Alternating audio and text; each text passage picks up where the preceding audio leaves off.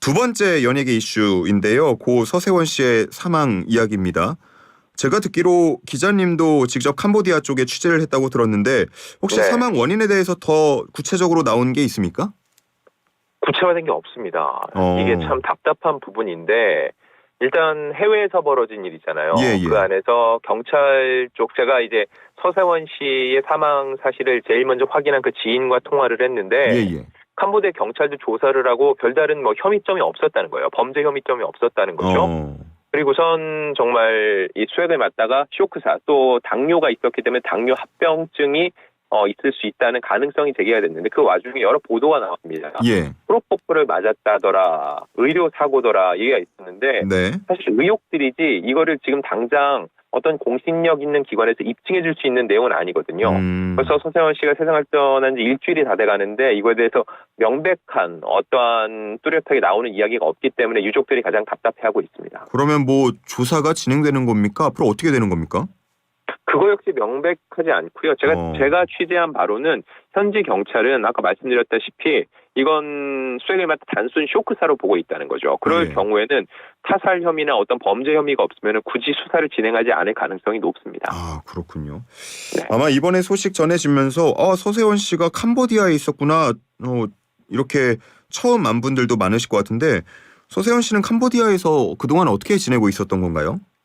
여러 가지 사업을 진행을 해왔는데 한 3년 전쯤에 이주를 했어요. 재혼한 가정과 함께 거기서 생활을 해왔는데 현지 관계자들과 방송 미디어 사업을 하면서 약 3조 원 가량의 사업 규모가 된다는 보도가 나온 적도 있었거든요. 예. 근데 이거 진행에 대한 것도 확인을 해봤는데 일단 코로나19가 창궐을 하면서 사업 진행이 멈춰 있었다는 거죠. 그래서 최근에 이 팬데믹 상황이 끝나면서 다시금 사업을 진행하려고 하는 찰나에 이 같은 일이 벌어져서 현재 그 사업은 불투명한 상황이라고 합니다. 딸 서동주 씨도 캄보디아로 갔는데 말씀해주신 그 재혼한 가족과 좀 갈등을 빚었다고 들었습니다. 어떻게 된 겁니까? 정확히 어떤 갈등이 있었다는 거는 저도 확인하지 못했는데 사실 이 부분이 애매하긴 합니다. 서동주 씨가 딸이고 근데 서동주 씨는 이미 왕래를 안 한 지가 7, 8년가량 됐다고 본인이 밝히기도 했어요. 예. 그런데 재혼 가정은 말 그대로 결혼 후에 아이까지 낳고서는 함께 살아왔었고요. 예. 이 와중에 내가 유족이다.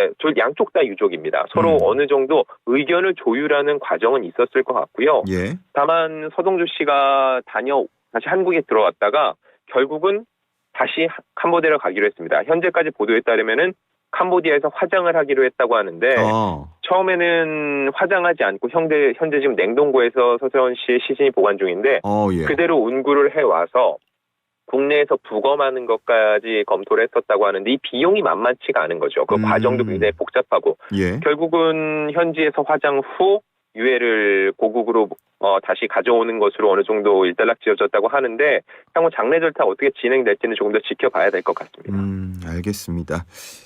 자, 앞으로 또 들어오는 소식 있으면 저희에게 알려주시고요. 저희도 다시 한번 연결을 하도록 하겠습니다. 자, 오늘 여기까지 듣겠습니다. 고맙습니다. 네, 감사합니다. 지금까지 문화일보 안진용 기자와 함께했습니다.